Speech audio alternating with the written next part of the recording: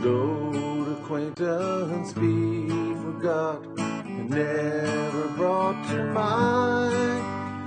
Should old acquaintance be forgot in the days of Auld Lang Syne?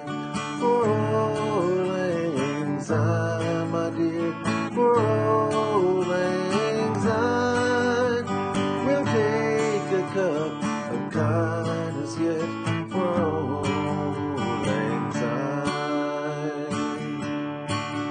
For Auld Lang Syne, my dear, for Auld Lang Syne, we'll take a cup of kindness yet for